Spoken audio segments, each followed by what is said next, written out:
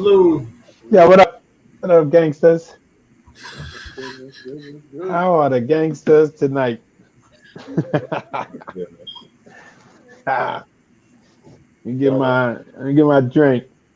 Drink on. Is that regular drink? Is that Mm, mm. Oh, special what that look like to you, kid? iced tea or Charlie something? Lights. What's that look like to you? A little Long Island. Nah, that joint is Lipton's. blueberry. Uh, is it blueberry? Or it might be raspberry. It's some type of berry, but it's fruit punch. It's like a blueberry fruit punch. Fruit punch. Why it look brown? That's right, Trace and Wild Wolf. What? Yo, Oh, wait a minute. feeling I good. just realized something. Hold on. There's something very strange going on right now. Charles is wide awake, man. Yeah, He's he's like I am wide energized. He awake. takes Charlie some Red Bull Lights. or something. What? I'm up. I ain't shaved, but yo, I'm up. So, You he's know what I'm like, saying? I'm up. I ain't And I shaving. went to work. And I'm still up. Mm. must be like like a part-time day or something like that. Mm-mm. 7 to 7 Hello, I did. audience. I just did 7 to 7 real quick. Tempest, Trey, Rob, John, Eugene. What's going on with y'all? What Sometimes up? you chime in. What up, y'all? You got a good comment right there. Sweet. Oh, shoot. Oh, shoot. What's up with y'all? Oh, shoot. Yeah, I'm going to get another drink real quick, right? Yo, Charles is smiling a little bit too heavily. Man. You want to get another drink now? Nah, yo, Where listen. you going, dude? I was laughing at Where you talking to going? Mike. Yo, my goodness, man. Let's go, fellas. Yo, my goodness. Man. Yes, Tracy, your boy is hyped tonight. He's Yeah. he's gung ho. He's gone. We just started and he already walked away. Yo, guess what? Hey, Charles. Nah, I'm gonna tell you, yo, it's blue raspberry fruit punch. Yo, son, I just You heard realized me. something. Nah, I'm not hungry, but you know what I just realized? I What's just that? We are realized. really live, y'all. Yo, I really just realized. Yeah, I'm bugging right now. Now I'm really bugging. Wait, Cause yo, why I'm you gonna tell you doing why that? I'm bugging. What's that? This is why I'm bugging. Because I lost something. Let me just tell you how I'm bugging right now. He is on fire from the beginning. Nah, I'm gonna tell you how I'm bugging right now. I lost something, and I remembered, and I got up to go get it, and I went and got the drink, sidetracked and got the drink, and forgot what I lost. I forgot what I just remembered. Oh, that's that 50 something stuff. Steve, what's going on, man? Welcome. Yo, that's Yeah, crazy. what's going on, Steven, Welcome. Tracy? Who else is in there? Tracy, Robert, Eugene, John, everybody. Yeah, that's that age thing. Nah, I ain't old, kid. I mean, I'm older. You can be youth in the body and everything, but then that mind, like, I'm not gonna name the person, but I was. Well, y'all probably know I was hanging a little bit this past weekend with somebody we all know, grew up with, and he had me cracking up because every couple minutes he was like. He's like, in my memory, like, he's like, yo, did I tell you about this and this and this? I was like, yeah. He's like, sorry, his memory is. He said it like 3 times. I didn't say that to him at the time, but it was funny. He's like, yo, but did I tell you about this? And I was like, yeah. You do that. So I was like, yo, what's happening? Yeah. Oh, shoot, what was I about to say? Oh, when you were talking about the juice, I was thinking about when we were younger. I don't know if y'all did as much as we did at my house, but I was just thinking of the quantity of talking about like all right, juice and stuff like that. The quantity of Kool-Aid and oodles and noodles we consumed in my like younger years. Like when I think about it right now, like when they say people nowadays, like we eat too much. I don't know. I think it's supposed to be like 100 and something. What is it?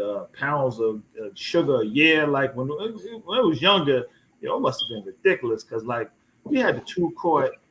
Like the Kool-Aid thing, the thing that you send away for and get for free because you send in all those Kool-Aid like little symbol things like on the back of the package we used to mail away for. We had like 2 or 3 of those because we just ate so much. It was just a regular thing. I didn't was thinking anything about sugar and oodles. Yeah, but you burning that joint off too like crazy when you're younger.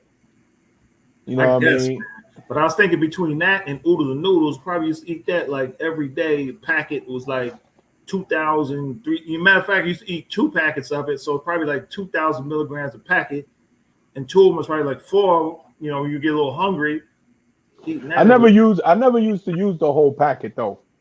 I used to use like. I started doing that later when I thought. Yeah, nah. You know why? Because I used to make the oodles and noodles, and put like half a pack, and put honey in it.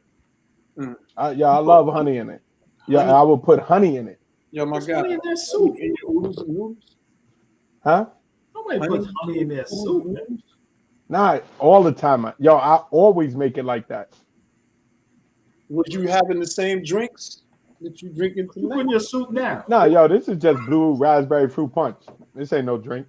Wait, where you putting your soup now? Yeah, I barely eat them now. You know what I'm saying? Yeah, I can't even remember. Yo, honestly, when I like oodles and noodles? If you're eating the soup now, you might still like to taste honey. Let me tell you, I love sandwiches though, right? That's like one of my favorite stuff, but I don't like buying the lunch meat type deli meat, because, with blood pressure type stuff, they say you shouldn't eat all of that. So I'll be trying to like not eat anything that could mess with like that type of stuff. So, but when I used to make sandwiches a lot, I love like turkey and cheese, ham. And I love all like sandwiches like that. You put honey. Huh? You put honey on your sandwich. No, I would put honey in the soup and mix it with the thing, and then I will put the soup in between the bread with the meat and the cheese and everything, man. Almost like a soup deli sandwich. And that little sweet taste of that honey, like how you put oil and vinegar, but that sweet taste of that honey dripping off of that soup into the sandwich, that is delicious. Yo, with a quarter soup. What? I just gave you a recipe with a quarter soup. Yo, man, nobody puts honey soup with a sandwich mixed together. All right, so if you had a little bread, I can understand dipping in the honey, like, not the honey, scratch that. Soup or something like to maybe like, soak it or something like that. But I don't know. Nah. I'm gonna let Def take that. Nah, it's just a nah. There's no nah. Nah. This is what Tracy did earlier when he said it. I was like, nah. I remember in college though, some of the dudes used to have little hot plates. Oh yeah. Really, they could hook up some oodles and noodles. Oh, ain't no question. I mean, hook them up. Ain't no question. Handle my brother. Go ahead. So, no, you got it. Go ahead. No, you can. There's another recipe thing. Now I don't know if y'all don't want this or whatever, but this is like if you now I don't eat oodles and noodles now, but if I was making a packet, I transitioned it to you can use it with pasta. All right. So back in the day, I was making oodles and noodles. I wanted to like flavor it up a little bit because when you're younger, that's all I was cooking. It was like oodles and noodles. I was like, yo, got spicy. Throw a little, I don't know, little garlic in there, a little not what the hell she put in there? I don't know, parsley or something. I don't know, whatever. But yo, you know what? Add some flavor to it. I hope this doesn't sound nasty. Oh, grated cheese, Parmesan cheese. Into what? Into oodles and noodles, Parmesan. That ain't bad. Nah, yeah. I mean, Yeah. Yo, Parmesan, gives us some flavor. I'm telling you, like you put, but you can't. But can you cook? Can you cook for real? Can you cook for real? Let me give you the recipe. You can't put all the fruit. You can't put all the soup plus stuff in there. You gotta you just have a little bit of soup, just so it's like soggy. Throw a little Parmesan in it, mix it all up and everything. It tastes like some gourmet stuff. Okay. Potentially. Listen, some of those are the best recipes. Yeah. Do the Parmesan over the honey. Nah, that's not all about that one. Nah, I would do the Parmesan over the honey. I wouldn't be, sorry. Yeah. Everybody's like, what the hell are they talking about trying to go? Yo, those are like, I guess those are the college, those are college recipes or school days or just you got 50 with olive roll. Not even college, like when you got 50 cents or $1 to make a meal, that might be it. Which could be a good segue. One of our topics is financing and how people are keep making the budgets and stuff. No, you know what? Yeah. For real. We should making ramen noodle soups if you have to. Share some of the things that you've done. Some people didn't have cinnamon toast crunch. They had toast, cinnamon, sugar, and butter. So throw that in the comments. We just heard Charles's unique moment with soup sandwiches. Wait, that's a good question. All right, here's a question to throw out there. Matter of fact, we can throw it ourselves. The weirdest things that might not be weird to you, but just like different things you used to eat and stuff like that. All right, check this out. I got one. So when I was younger, here's a little known fact. I mean, my family know about it. They kind of snap on me for it. When I was a kid, I was in elementary school, right? I decided. This is my one stupid story. So we took a trip to like a farm or something somewhere. It was in elementary school, whatever. Right? Now, as a kid, I had no idea where you think of like hamburgers and bacon and everything like that. You a kid, you munch all that stuff. You're like, it's good. We took a trip to a farm one time and we saw like pigs and stuff, and it's like sitting like hey, pig, whatever. And then somebody was like, that's where that bacon comes from. And I was like, what? I was like, that nasty animal? I was like, and my family gets on me to this day. I became a vegetarian the day after that. I was like, I'm not eating no bacon. No, I'm not eating pork. I'm not eating beef. Chick. I was like, I threw the whole thing in there. I was like, that's where the McNuggets come from. And they showed that the cow. I was so young. It didn't make sense to me, and I was like, honestly, I came like a vegetarian for a while. I don't know what grade I was like second, third grade or something like that. I was like, I'm not eating. My mom's tried to I don't know. She would just try to finagle it and make me like sneak stuff in or whatever. I was segueing all that to say is for a period of time, y'all didn't want to eat any meat, and so then I was thinking out like how I can mix other stuff to make it taste better. So sometimes, she might make a meal and have like just white rice. And as a kid, I was like, what can I put on rice to make it taste better? Because I was like, it's just white rice. But I started putting like ketchup on it. It's okay. So that was my one thing. So I was saying all that to get to the ketchup. So I used to eat ketchup and rice because I wasn't eating like a lot of the meat and stuff like that. So, but yeah. So eventually I went back to eating poultry. I stayed away from pork since like that day. Seriously. How old were you then? Huh? How old were you again for the pork? I was probably like whatever age you are, like second or third grade or something like that. Wow. Okay. I ate pork since I was in elementary school. Shoot, you're doing a lot better than a lot of other people. You saw some of the comments that came up. Oh, I was to be honest with you. One that's up there now. I would make cornmeal porridge from the cornmeal we would get in the WIC boxes. Bam. And then right here, I eat tuna all the time and make Jiffy cornbread. I'm so glad that they have like a Jiffy cornbread made without pork. So glad. All those years, man. You know, just popping it off the fork. So Those big 5-pound cheese blocks, man. Those. oh, that government cheese from the 40s, man. Don't know about those, it man. melted, but it worked. It was cheesy. It was definitely sharp. Girl cheese galore. If you could grill it, you always had like these little blocks of Lego blocks on there. It never melted, perfectly. But Wait, so what about y'all? That was syrup or something. That's what I would do. I would put a little thing of like syrup on the side, my grilled cheese, and dip it. Something like that. I would do that. See, that's the same thing. That sweet taste is just not honey. Put them in oodles of noodles. Nah, but look, the syrup is that's what I'm saying. It's a different taste. Yeah, definitely. But what I'm saying is, it's still a craving for the like little sweetness with it, Wait, but I'm curious. Do you like honey in your soup now? If you have some soup today, you want to put a little honey, don't you? Yeah, that's weird. Yeah. Yo, I use honey. Let me tell you something. I use honey and lime. I use honey and lime a lot. Even like I almost put that just to put it sometimes but like not to overpower the taste. But yeah, I like the taste of honey in the food though. But excuse me, but you know what? Because I like sweets. I hate dry food. I like sauces, and I like sauces. I like those like Thai chili, the like mango habaneros. I like kind of hot, spicy a little bit, but like sweet too. So I like that like sweet with a little bit of to its type sauces. So like honey and stuff like that. Like I throw that in almost every time I cook. I almost cook all the time with honey. I just don't know how that works with soup though. But we don't have to stay locked on that. No, but the soups are good like that. Well, why don't we? Y'all want to start off from? I know we got a bunch of topics we could jump into. Do y'all want to start off in particular? You want me to start off on the one we were talking about before we came on, or whatever you want? Whatever you want.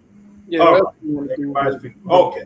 All right. So it's funny. All right. So I made a comment on a group page earlier today. I made it and I didn't think too much about it, and I kind of like walked away and I didn't actually look at it. And Deb actually mentioned to me having a look at the same page and realized there was like a lot of comments back to it. It was just something that occurred to me just a few days ago. Actually, it was weird, and it struck me as funny, and it reminded me of a second incident related to. So I'll explain what happened. So I don't know if it's better for me to read or no, I'll explain it. Well, I'm going to try to put it up there while you're explaining it. So okay, if I can find it, So I made a comment on this page, this community page, just because it's a page that people, how can I say? Because hopefully there's some people from that page joining in now. There's been in the past like a lot of race-related conversations, and there's always a lot of back and forth on that, and then they try to stay away from the comments. So this incident came up to me, and I did not want to directly specify it as a racist or racial, even prejudice incident. I want to know people's feedback right from it because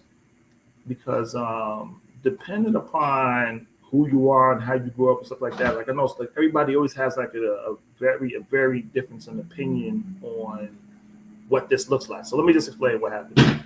So what happened was I live in a condo in Westchester, and I was walking back to the house just a few days ago, and as I was walking into the building, there were two people sitting out front. They were sitting on the edge. And one person I knew was somebody I say hi to off and on. And then there's another person I recognize from the building, and I say hi in passing. But I know that they really don't like they don't really pay too much attention, or whatever. So I probably say hi. They don't even know me. I would have realized that they don't even realize I live in the building. But I've been there like 10 years, so they're completely oblivious to it. So the first person I say hi to, I know, I said, how are you doing? And they gave some comment back. and then and I just kind of gave a quick hi to the other person as well, and just out of blue. So one is a female, one is a male, probably both in their, I don't even know what age range, older as well, older. And second person, the guy says, "Oh, hey, you here to walk the dogs?" Like, and I was like, "What?" Says, "No, I don't have any dogs." Like, when I walk past, like, I don't have a dog. I was like, "What? Hey, what? Like, what are you talking about? Saying walk the dog?" Like, and I was like, "Wait a minute." I said, "Am I just like, I didn't know what to say from that." I was like, "Is that how much would take that? Is that a rating thing? Is that an ignorance thing? Is that something else?"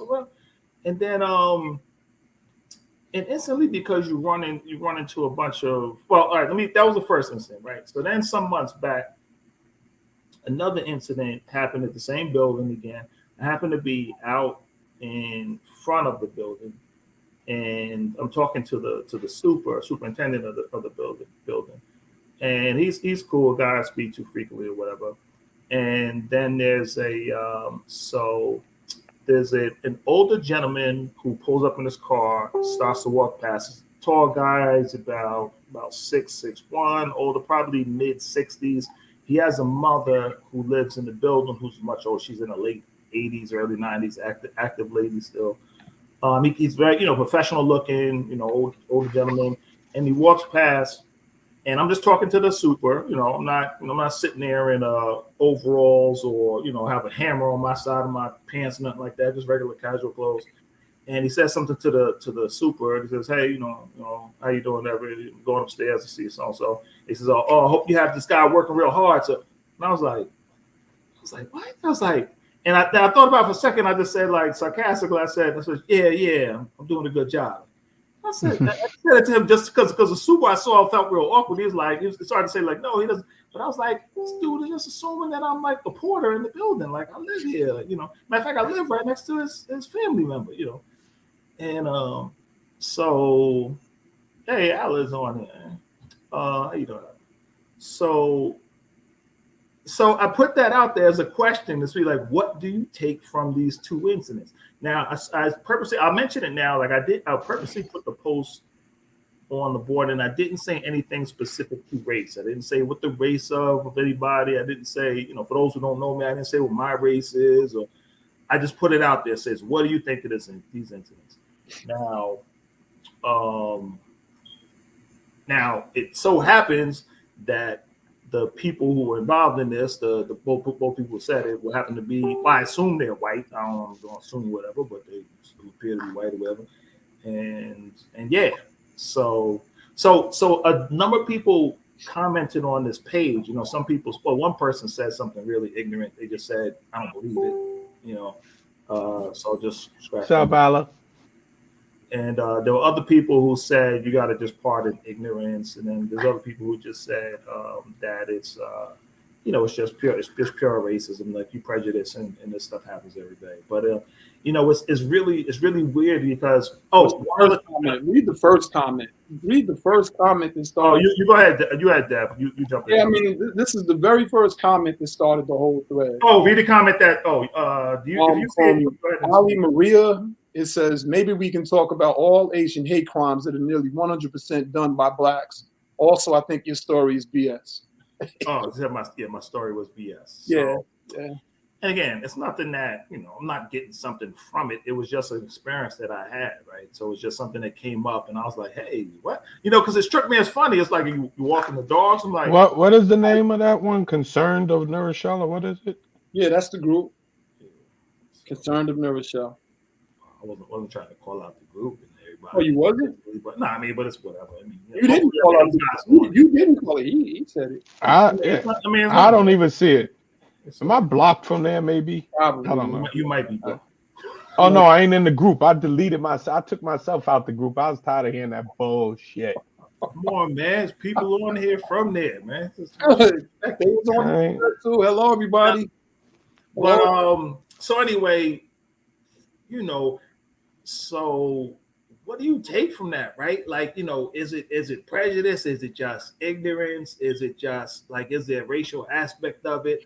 Like, why is somebody standing next to something? Like, is it even demeaning, right? Is it demeaning? Like, is it, it's not like some person, I didn't read a lot of the comments, but someone said something about It says, well, I don't know how racist it is because I don't know any particular racial group that happens to be dog walkers or something like that. So I don't know. So maybe there's nothing wrong with that part. Listen, I want to read Denise Rossetti's response. And she said to you, I think some people are narrow-minded idiots. I wish you would have been a bit quicker and replied that he works for you, meaning the super. But sometimes things are said so fast that we don't think of the best reply. It's not race because I don't know of a particular race that walks dogs or cleans. Oh, that's the one. Yeah. But it's ignorant. Ignorant. I don't have nothing to say about. I was gonna actually ask you that though too. I was gonna say like what do you think the comment about?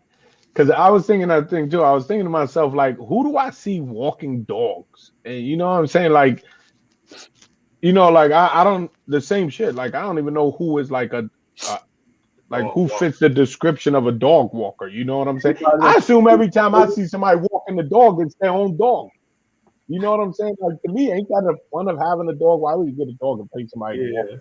You know what I'm saying? But the person did it, but he didn't assume I was coming back to my own place to walk dogs. You know what I mean? Because that like I didn't have a dog. No. But what I was saying is he thought you were there to walk dogs, like you didn't live there.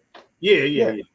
No, I understand that. Mind you, I've seen the guy for years, but he's like completely. Nah, but what I'm saying is, I was trying to figure out like almost because I can't, like I just was saying, I can't even think of what a dog walker stereotypically will look like.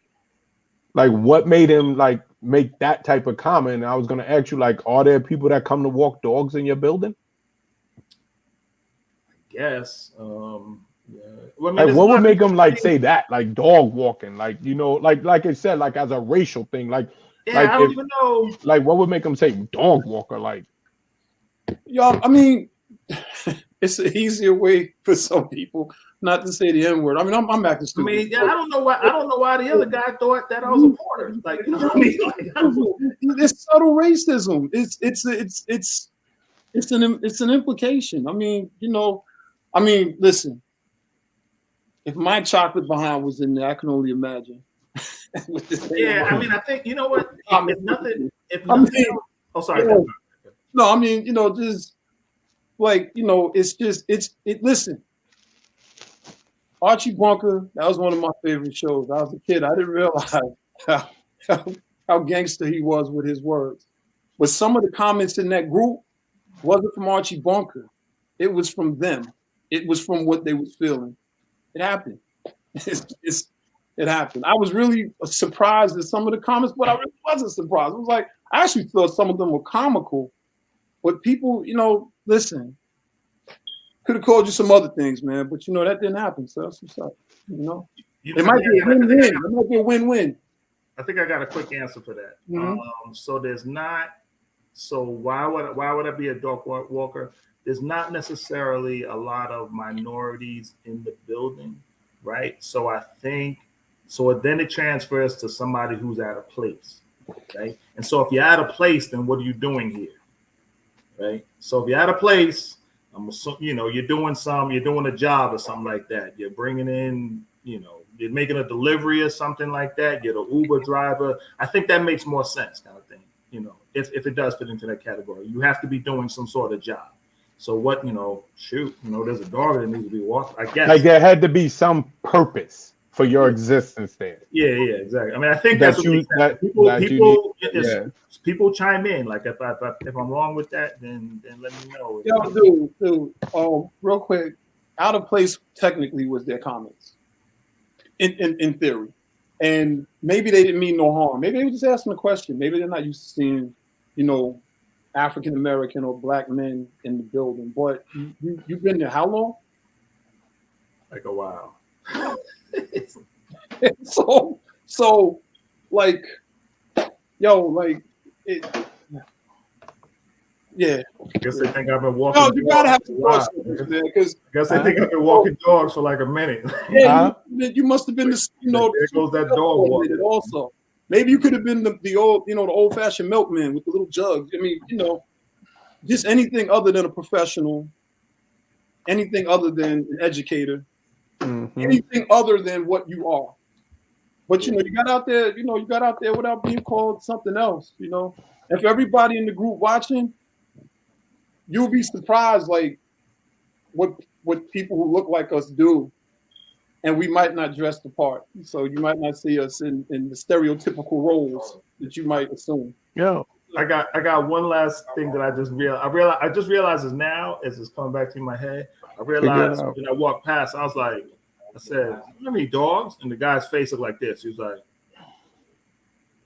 he was puzzled, like he was like dog. So it didn't make you feel any kind of way. Or did it make you feel some kind of way? Because you posted.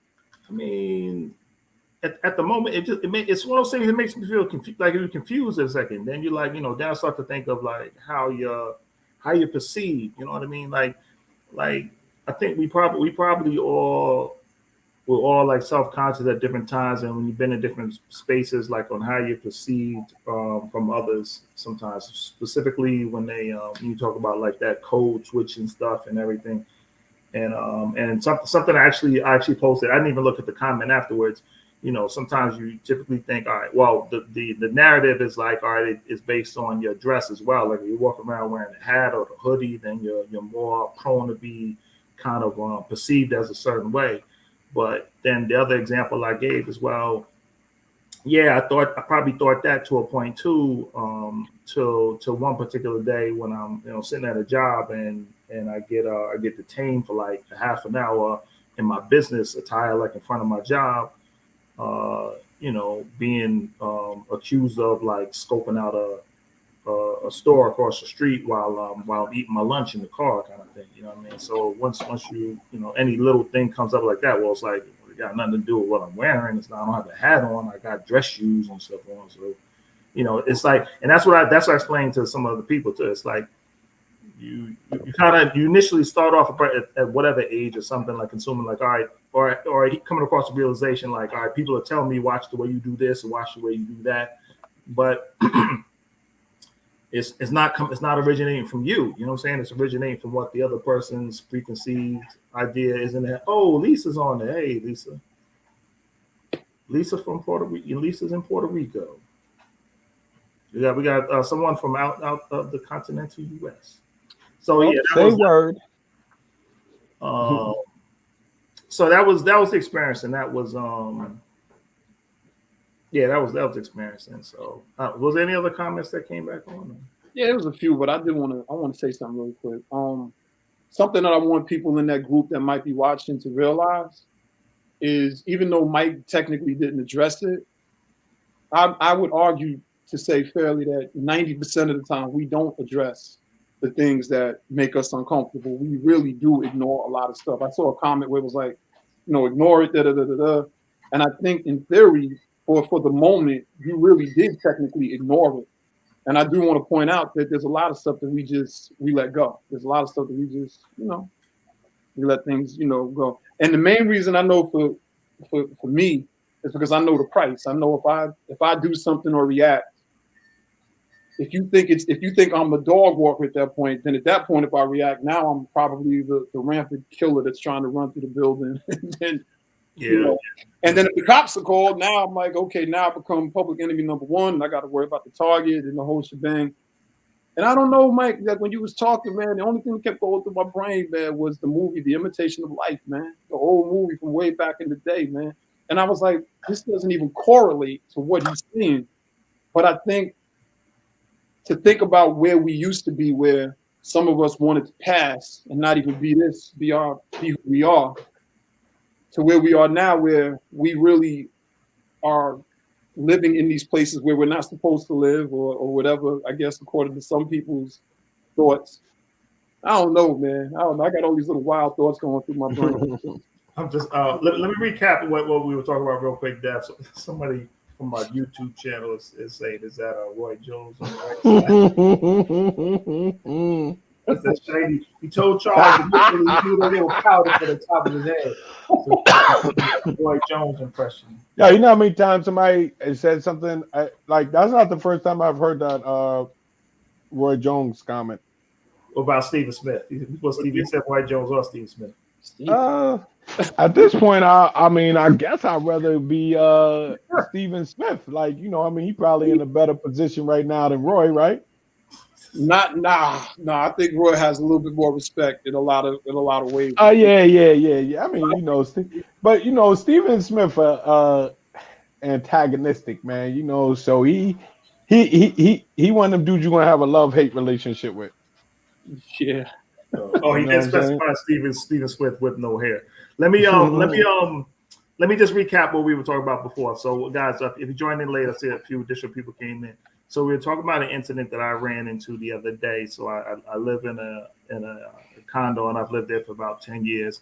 And there were two neighbors who were sitting right in front of the building. I was just walking back in, and one I knew when I spoke to regularly. The other one I've seen in the building in passing and said hi, but I knew that they wouldn't know if I lived in the building or not. So I said hello to one, and as I walked in, the second one said "Oh, you here to walk the dogs?" And I says, "What? I don't have any dogs." What the hell was that? Now then took me a minute to pass by. I says, "Yes, no, I talking to dogs."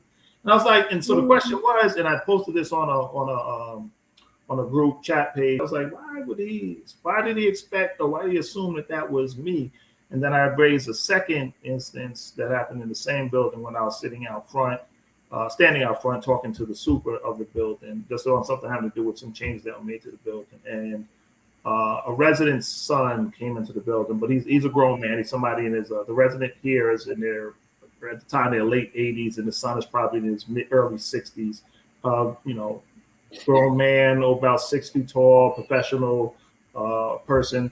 He comes in, he's walking into the building visiting his relatives who happen to live on the same floor as me. And he walks past the super and says, how are you doing? Just whatever pleasantries. And then he just quickly comments like, oh, I hope you have this guy working hard, just assuming that I'm working for him as a porter or something like that.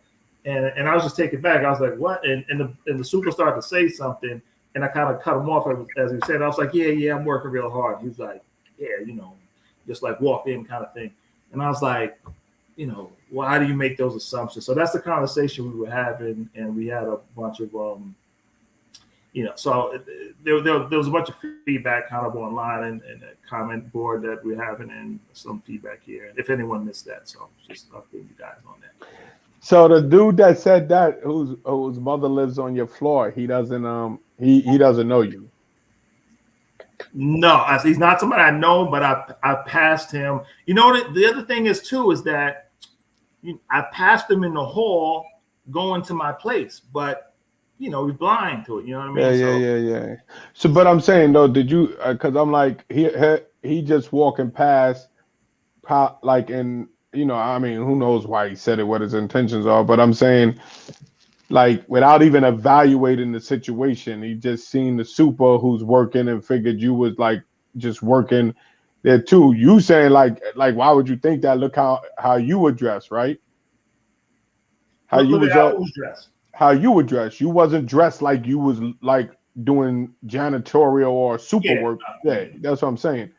So you looked at how you was dressed and was saying like, yo, why would he assume that you the super's helper or something, right? Mm-hmm. And how he was dressed. But I'm saying that could come from a place of, just racial stereotypical stuff, but also could have been like just the assumption of the work thing, like with you standing there without even like you said, if he already just like, passing you in the hallway and stuff, like he might not have even evaluated or assessed that situation to look at like how you was dressed and made that type of correlation.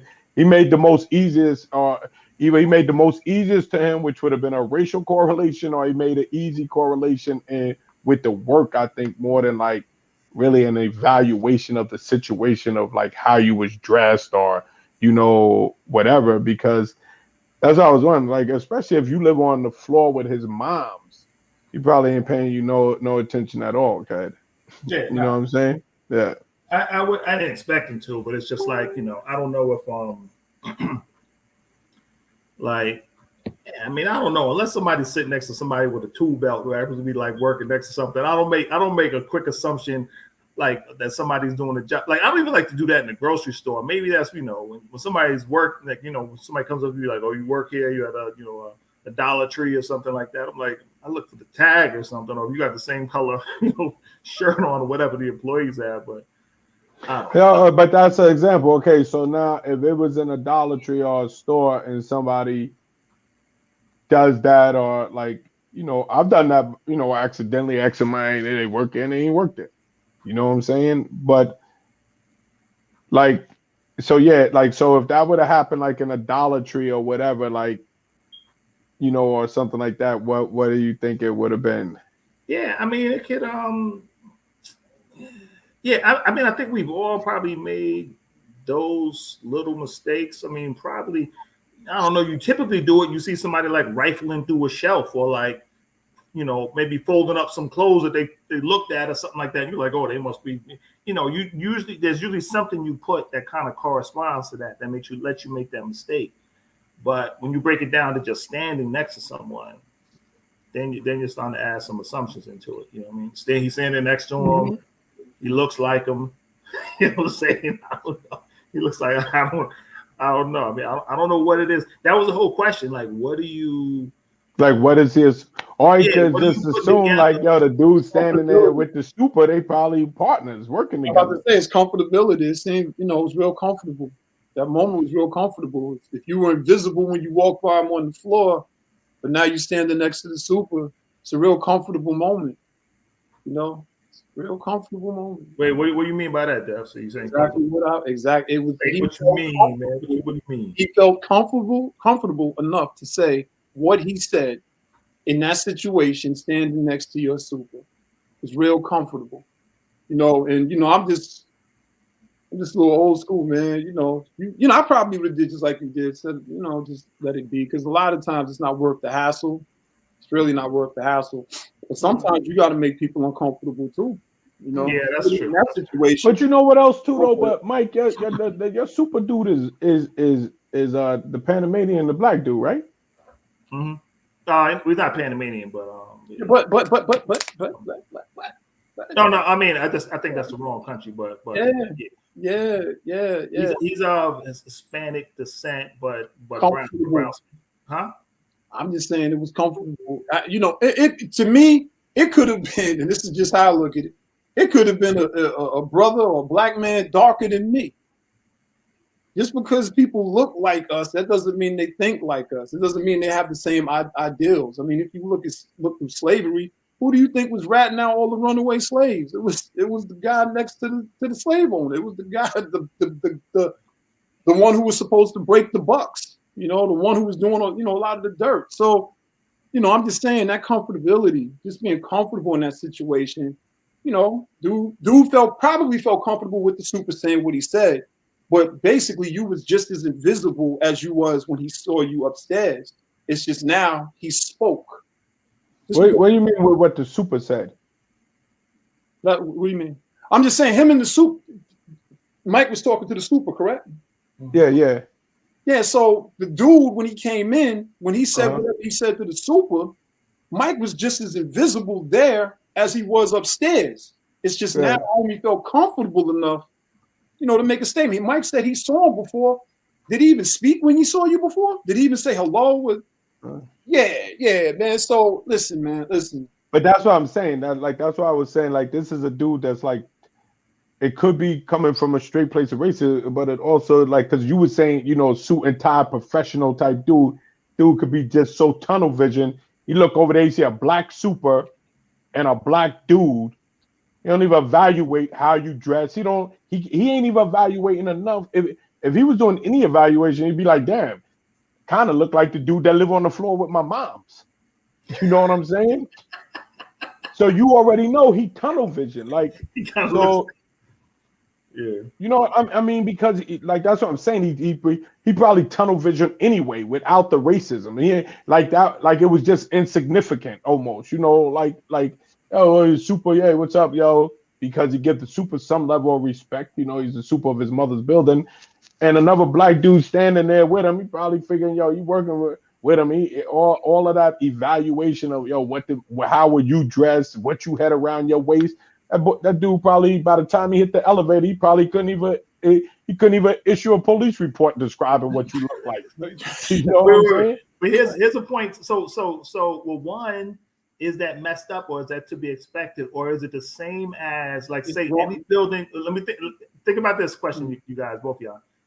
Is it the same as, like, okay, so I guess it's fair to say there's a lot of Hispanics that work in like janitorial services. Is that not messed up? I mean, it happens. It happens in certain areas, at least for here, whatever. So they may be of Hispanic descent. So for anybody who say in a building, do you see them as individual people? If there's 10 people working there, would you not be able to recognize one from the other? Would you, does that make any sense what I'm saying? Does it not make any sense? I don't know. So you gotta do that again. He sees me as, he looked past me. He just saw me as another person who looks similar to the super. What I'm saying is, like, a lot of people would look past cleaning staff in a particular building and say the cleaning staff happens to be Hispanic or something like that. You know what I'm saying? So if they see somebody Hispanic and they just happen to have on like a blue, whatever, something. I don't know, but I know if a white guy was standing there, I don't think he would have said that. Probably. So I don't know. I just know if a white guy was standing there, I don't think he would have said that. And it's just that simple. It's like, we as Rob said earlier, we 50 and over. At the end of the day, we're classified as middle-aged men or in that middle-aged bracket. We don't like being called boys. We don't like being emasculated. We don't like not being respected as Mr. Sir, just like anyone else is Mr. or Sir. But the thing is, it's like, old habits die hard, And what's funny is, when I read the thread, obviously there's other people that agreed in some way, shape, or form with Homie's assessment of it. In some way, shape, or form, ultimately, what do you need to do? Put flashing lights on hey, I live here, and tap dance. I mean, just start, nah, that's not what this is about. It's just about simply showing respect to other people. But if in somebody's brain, you're lower than them, or in somebody's brain, you're not supposed to be there, or in somebody's brain, you're just a worker, like they told LeBron, like, girl said, shut up and dribble. This dude's he's a billionaire. You telling a billionaire to shut up and dribble in a capitalistic society. So in essence, your money don't mean nothing. And as far as old hierarchies go, we know what it is. We know what it is. So personally, let's just say if I was standing there next to you and he just said the same exact thing. If I was on my petty Freddy, I would have said to him, I guarantee you he has more education than you do. I bet you $1. Matter of fact, we could bet 100. You want to bet 1,000? I bet money he's more educated than you. Just because, what are we supposed to do? Now, obviously, you shouldn't answer that. You know what I mean? And obviously, I would hope that I wouldn't stoop to that. But by the same token, it's like we're tired of just defending our existence consistently and trying to make people see us as just responsible men. Just responsible, tax-paying, law-abiding men. That's it. So hopefully, homie will get a message from somebody else and he's like, yo, what you did, was up in the group. And you might want to rethink when you see people and just stop thinking, by saying little disrespectful things. That was sort of disrespectful. He probably didn't have a problem with it because he's probably done it his whole life. And he hasn't been chin checked. That's a whole nother discussion. I'm not saying that should happen.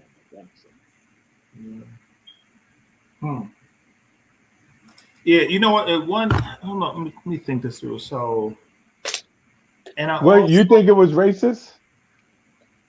Because you threw the question to the group, but the group on Facebook. But I'm saying, did you?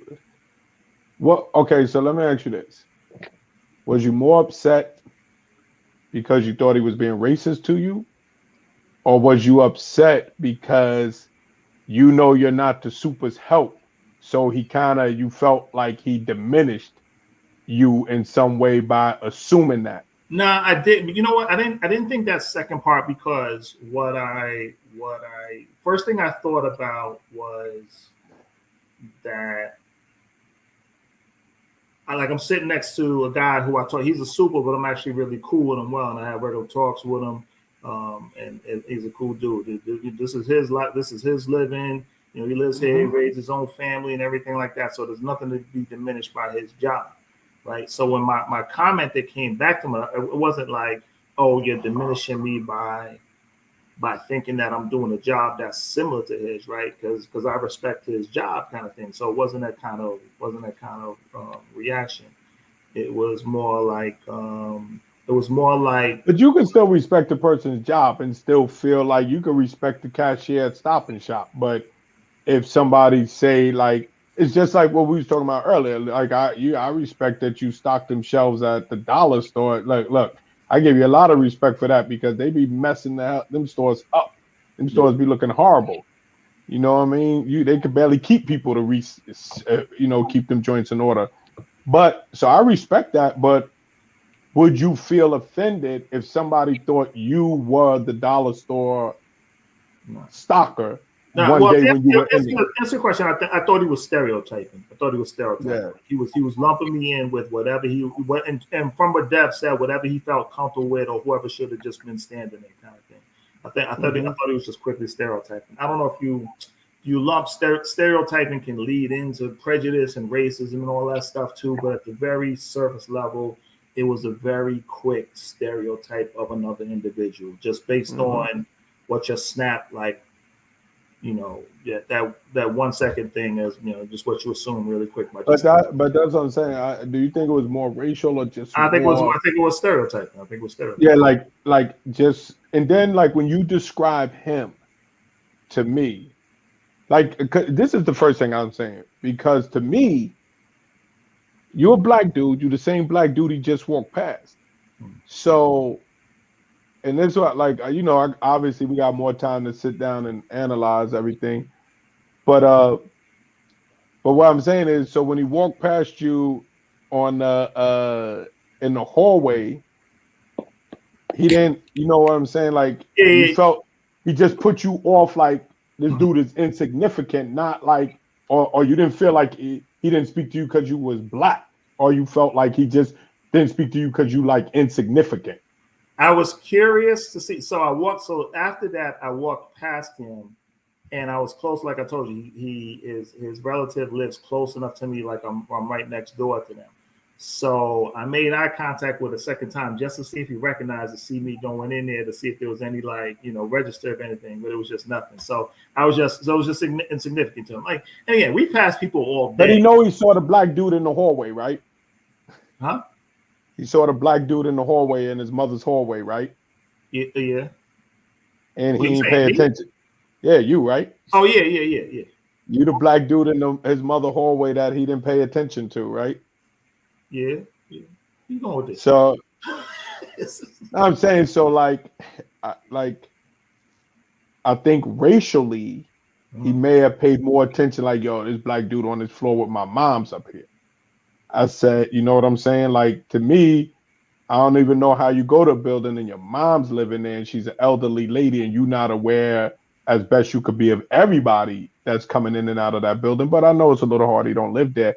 But that's what I'm saying. In every incident, it seemed like, you know, and then when you describe him, some businessman, professional, maybe some corporate America type dude, like, that's what I'm saying. How much, I'm sure there was, like, you know, obvious, you know, maybe racial stereotypical thing in there, but how much of it you think was just based off of I'm doing this to him because he's a black dude, or basically like when you weigh it, like maybe would he have said it to a white dude, not a white dude, or would he have looked at the white dude as in his mind, like, as insignificant as that too? My guess, just my surface level impression is that, like, yeah, race played a part in it, and he would have looked at somebody differently, somebody else of another race differently, and that's just my assumption. Yeah. And to add something else to this, like, positive, his mom's who's is actually one of the nicest, like just nicest people in general. Like I know her actually,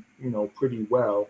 I've never talked with her around her son, but she's just extremely like nice and acknowledging person, like complete opposite of that instance and stuff like that. But yeah, I think it's just it's stereotyping and just what he saw in that moment. It just what I'm saying, he had the image in his head, like so yeah, it's prejudging, it's stereotyping, it's all of those things. Mm-hmm. So it's definitely prejudging and stereotype.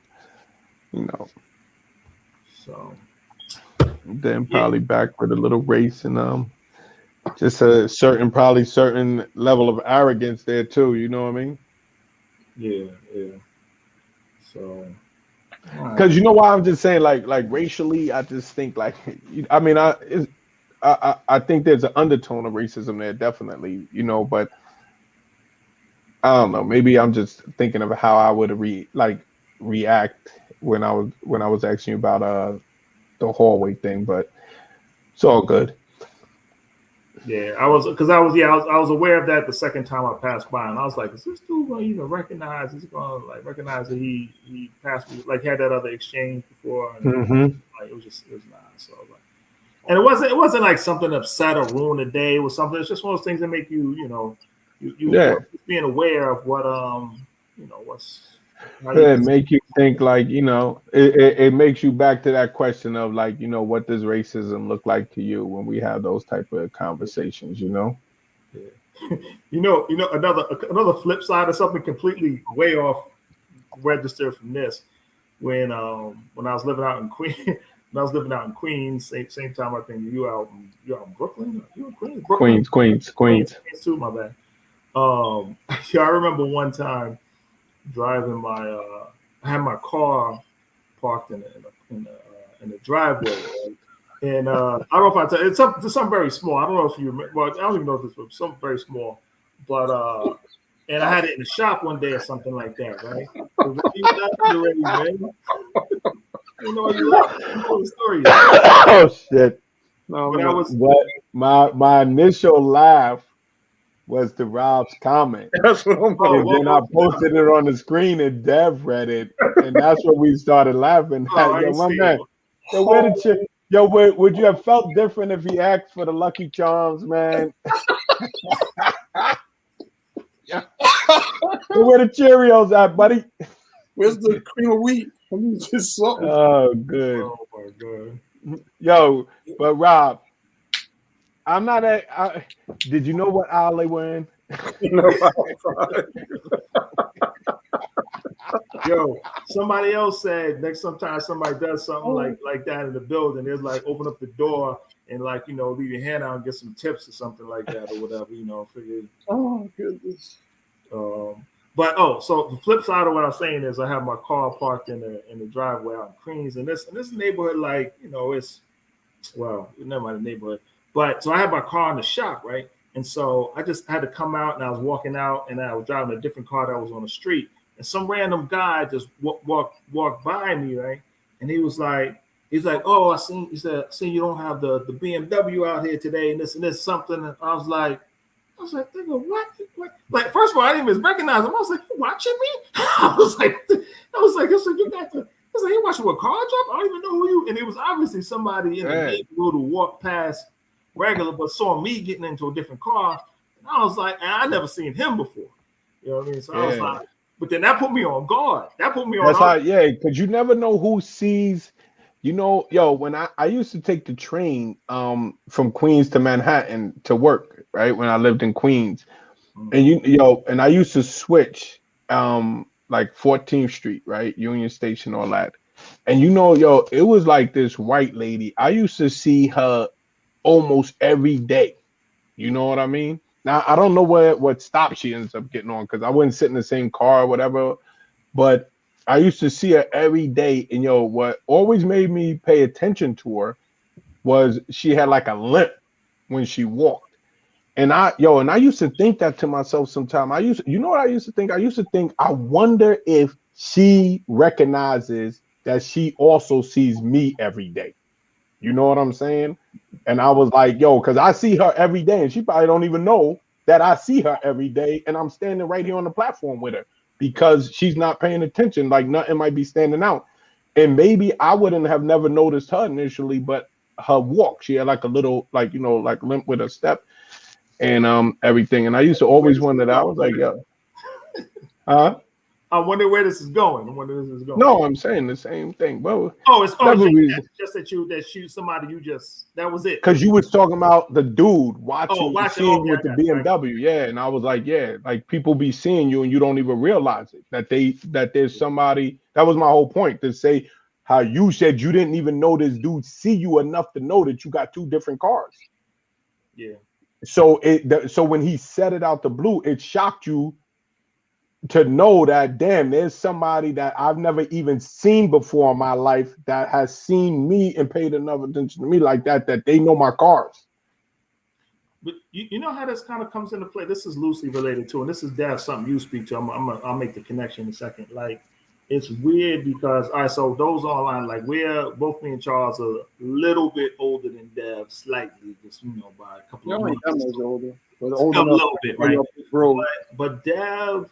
All right, so I'll circle back around this. So one of the things I found strange is when we were younger, you always look to people that are older, like they kind of like have a different kind of little aura to them or something like that. I mean, and guys, when I say younger, maybe we was in our teens, like, we was like 15, and you look at the guys like 18, 19, 20, and I don't know whether they playing ball or whether they're around and, they got, ladies man or whatever makes them like a little more popular or something like that. And you kind of look in this in a certain way. And you might have been around them with old, your brothers, older friends, or something, or your boys, whatever.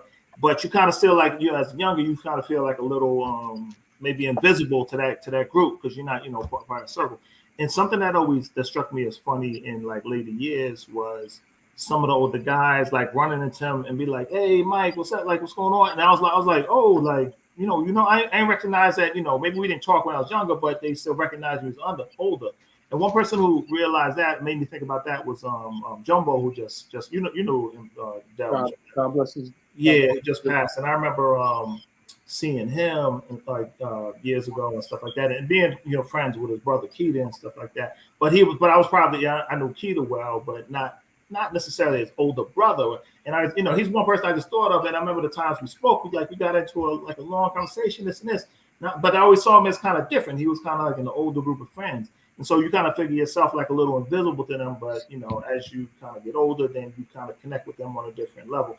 And I think there's a number of people who fit into that. Dev mentioned to, I think, both me and Charles, like even like early on, how you kind of, even though we're a little older, especially when you're in your teens, like 16, 17, you kind of looked at us like a little different just because we were older. But I wasn't the fly guys. That's what I said. I said you guys was the cool. But so I was saying that to say, like, I wasn't at all aware of any like slight different impression. Like I actually saw you, to be honest, like, there's nothing like if you're saying like, to some little degree you look up in a certain way or something, like I'd never even thought that perception of anything. You know what I mean? Like I saw any interaction with us as, they're one of my boys, a schoolmate, classmates, whatever. But I wasn't aware of that little difference, anything like that. Man, it was a lot of differences, man. A lot of differences. What's up, Charles?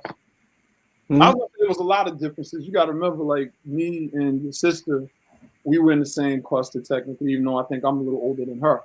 But that was like my crew, some of the Webster crew, like the Red, by Eddie's, and all of them. And my whole memory was when I first got to the high school, because that's you're most impressionable. You know what I'm saying? I'm coming in there, trying to figure it out. And you're young, you're trying to establish. You guys were established. Y'all knew everything. Y'all knew everybody. And you see who energy. At the time, I didn't know it was energy. You don't know that when people impact you, they impact you just by the way they act, or excuse me. Coming up, where we came up, we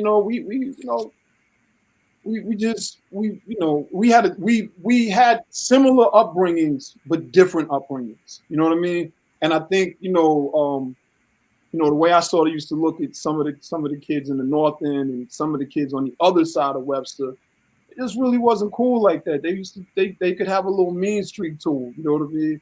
And they didn't want you to ride their big wheels and stuff. They figured you from the hood, you're gonna steal the big wheel. You just wanted to ride the big wheel. You're just hanging out with everybody else, you know.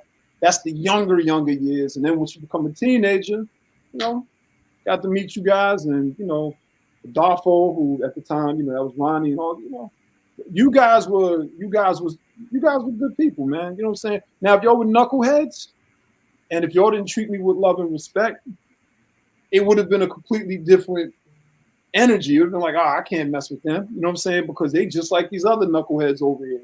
But y'all was good people, you know. And you never, my mother, God bless her spirit, she used to always say, like, you know, you really never know how you impact people.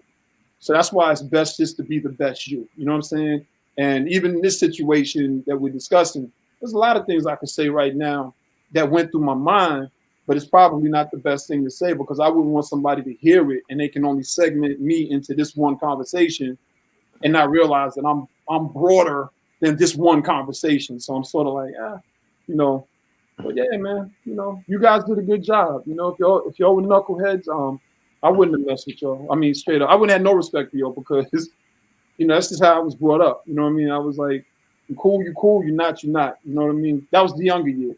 Y'all remember the 80s, man? Y'all remember all the stuff that was going on? The 80s was crazy. That wasn't an easy time period. That was a different. We came through a rough generation. Ain't no question. Very rough generation.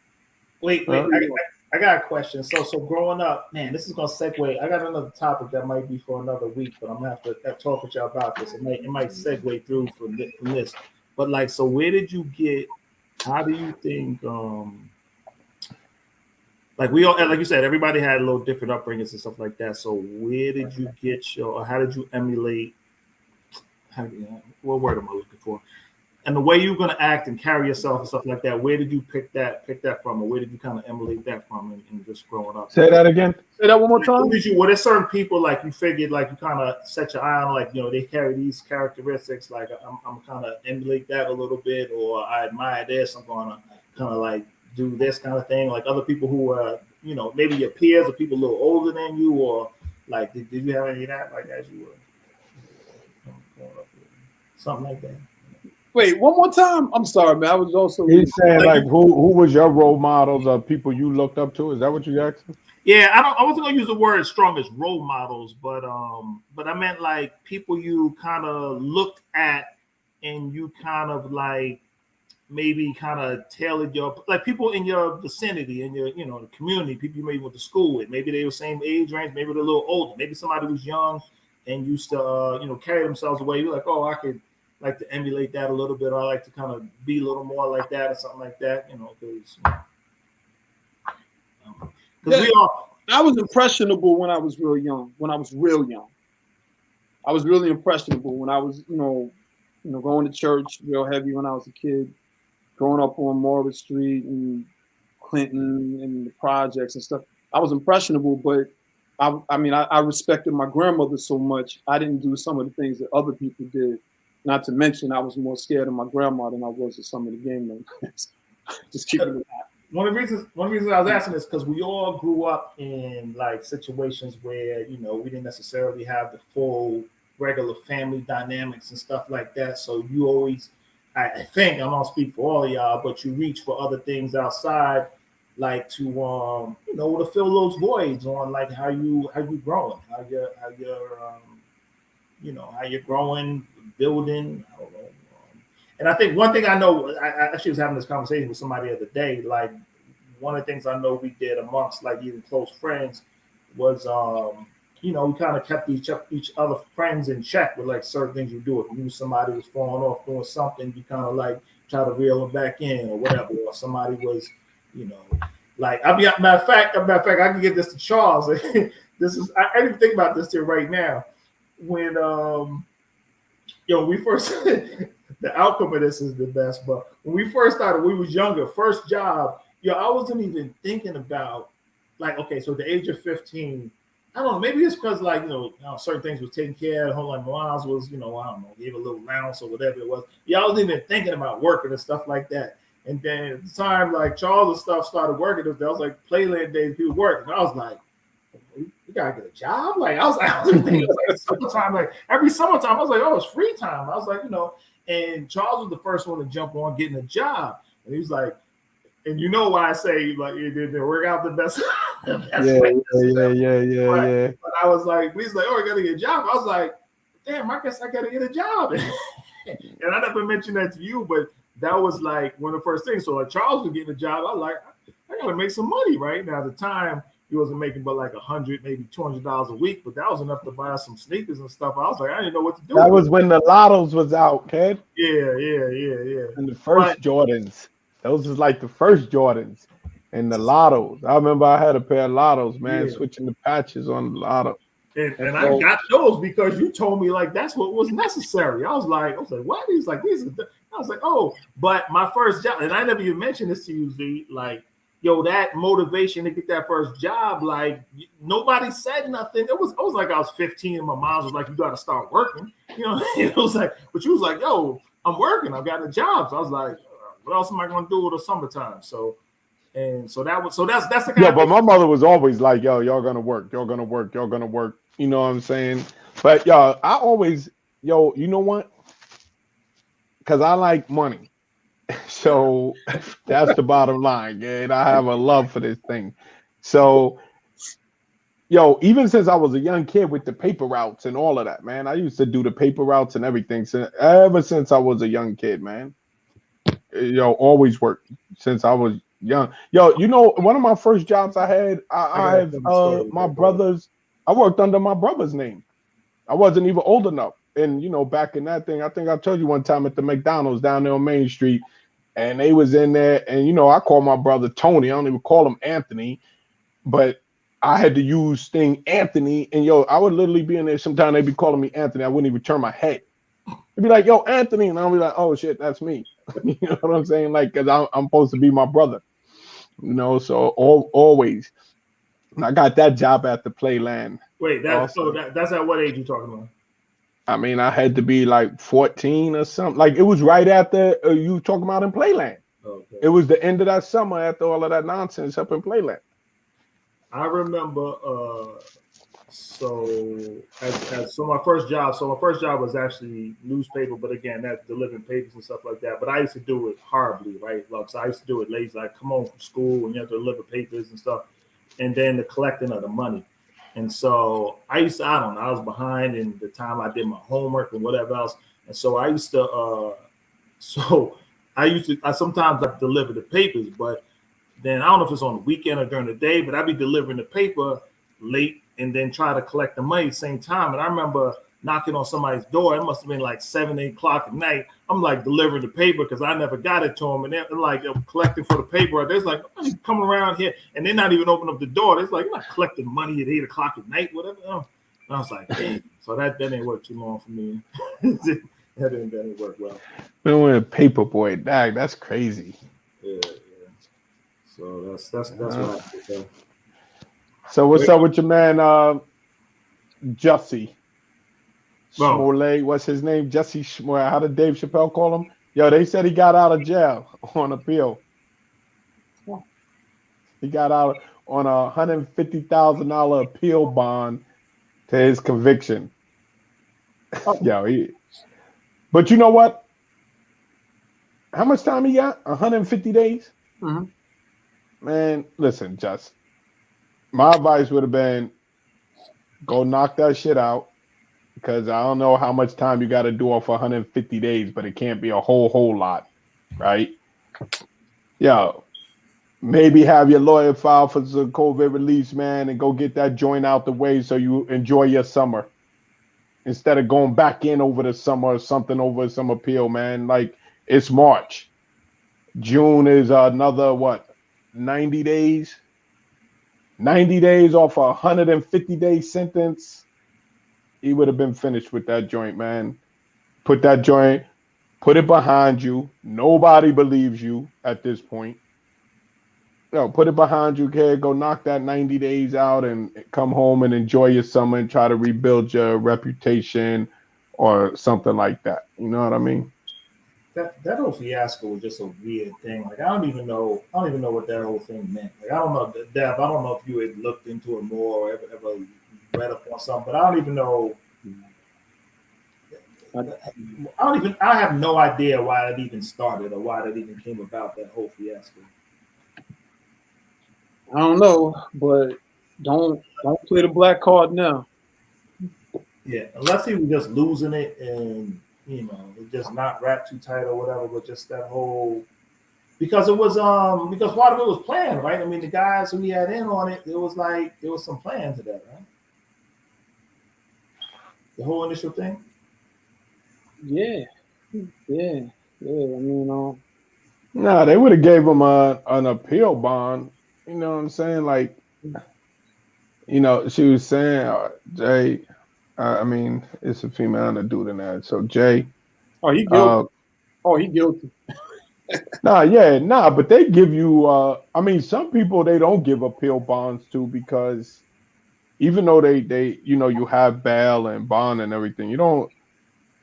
They talk about bond, and we're not gonna go crazy into it. They talk about bail and bonds and stuff in the Constitution, but there's not like an actual constitutional right to be bailed out. And a lot of times they'll just deny giving you bail on an appeal bond case. But there's people that get them all the time, and especially for some little sentence like that, man, that ain't really no. That case is more media than it is seriousness. You know what I'm saying? That case. I mean, if it wasn't, that's a garbage case. That whole, I mean, it's a, a semi-famous dude at the time on a, famous or a popular sitcom or show and everything. But, in the whole Trump craziness those 4 years, but in reality, that case is gone. That case is petty for that court, man. All that shit they dealing with in Chicago. That case is get this little petty nonsense out of here. You know what I'm saying? He need to sit for a little bit. Yeah, that's what I'm saying. Go sit down. He ain't gonna be in population. Yeah, they ain't putting him in population. I mean, he might uses and all this other stuff. He'll be in isolation. He's gonna be in isolation somewhere. That's the whole. Leave him alone with his thoughts, man. You know what I'm saying? Yeah. That's what be driving some of them brothers crazy in isolation, have them bugging out, losing their mind, had their own thoughts, eating them alive, sitting in a room all day just thinking about your life and who you are as a person and what you did and how'd you end up here, looking at four walls. Shit'll bug you out. You know what I'm saying? You ain't strong enough. Jesse. I'm not feeling him, so I just, he could sit. I'm gonna tell you somebody else that could sit. Since old girl mentioned Asian hate earlier, the dude that I saw on that video on Sean King's page. Yeah, he need to be under the jail. I didn't send y'all anything, but homie, like 40. You talking about the dude right here in Yonkers? Yeah. Yo, that was crazy. Yeah, he needs to see people like that. Wait. What are we talking about? The dude, the black. Break it down real quick, but I want to comment on it. Break it down real quick, Charles. Yo, like is some black dude, I guess, in Yonkers, and the Asian lady walked past him. They both live in the same building, and I guess he spoke to her or something, and she didn't say anything. She came in the building, and then, like in the video, he came behind her and just started beating her. Yo, they said he hit her like over 125 times. I think they said it was 120 punches and like 7 stomps, and just dogged out for no reason. But one of the witnesses, and he didn't run. He just went back outside the building, and he was still outside when the cops came. But one of the witnesses was like, yo, he just left out the building. The witness who actually I saw this morning was like a Spanish lady or something, called the cops. And she said, yo, he went back outside the building and like put his arms in the air and just like growled. You know what I'm saying? Like some crazy shit. Stuff. Excuse my language. I want to comment on that though. Because what I was about to say is like, I need whoever the woman was, like I said, was Ali or whatever. I need people like that to understand that when somebody black does something like that, don't think the black community is like, yeah, woohoo, we beat up an Asian person. Nah, we don't condone that stuff. You know what I mean? If you do something like that, you a criminal. You got to go. We don't condone that stuff. And I just wanted to say that. You know what I mean? Because when I saw it, I'm like, just just drop the jail on top of him. You know what I mean? Literally from the top and just drop it right on top of him. He can rot in jail. People like that, we don't condone that. And then growing up in New Rochelle in particular, we grew up with everybody. I know it's not everywhere, but trust me, some of my friends were Asian, some of them were Italian, some of them were Jewish. The pictures on my high school page, Noah took those pictures. Straight up Jewish young men who used to tell us about the synagogues and stuff like that. And we used to tell him in turn about Black Jews. We weren't tripping. That's what New Rochelle was. But don't think that when we see this stuff, like we condone it. We don't condone it. We don't like savage acts. Like most of Black people don't want to see nobody get hurt on the wall. But if you do something, you do something criminal, or like when the cops do something stupid and kill one of us, we don't like that. So sometimes you see the outward aggression, but you can't use it like peanut butter and spread it over everything. That's not how it works.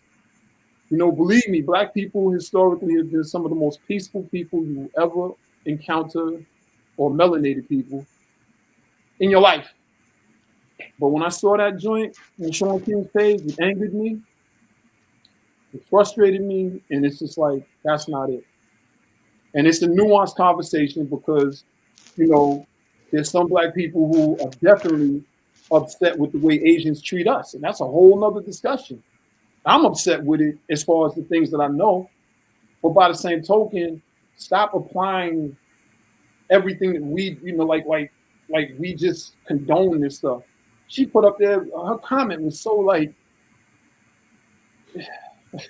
when it was deflecting from what you was even talking about. Yeah, I don't even give her So that. that's the like, what about the gangbangers in Chicago? Yeah. Like I don't even know if that's the gangsters that used to run the ports. What about the Kennedys? Like, let's, how you want to do it? How y'all want to do it? How far back do we want to go? We have these elements, and social economics and things like that play a big part of it. It's not to excuse it, but everybody had gangs. Everybody had gangs. Everybody still has gangs. If we're gonna really get technical about it, there's still gangs. It's just the Crips and the Bloods. They're the most highlighted in this country. But don't think they're the only gangs. There's plenty of gangs out there. What is the very unpopular opinion? Yeah, please share it. The Asian hate phenomenon. Please, if you got a second, write it. Yeah. Well, I know it's not an opinion, but I know people are bothered by. Oh wait, sorry, she's answering me. Oh wow, she said it's a picture. But I know. I mean, there's it's not an opinion, but people are bothered by the fact that the government put through that passed that law on like Asian hate crimes and just kind of bypass anything in relation to like any crimes with regards to blacks and police and whatever else may fall into that same category. It's like, how did that all happen in 1 year? And people be complaining about. I agree, overall. I agree, and I think it's a discussion that needs to be had. I do. I agree with her. It's not to say that it doesn't happen, but in the magnitude and the way it was presented, I just didn't see it that way. So hope I don't get in trouble with some of my friends that are Asian, but I didn't see it that way. So I agree with her.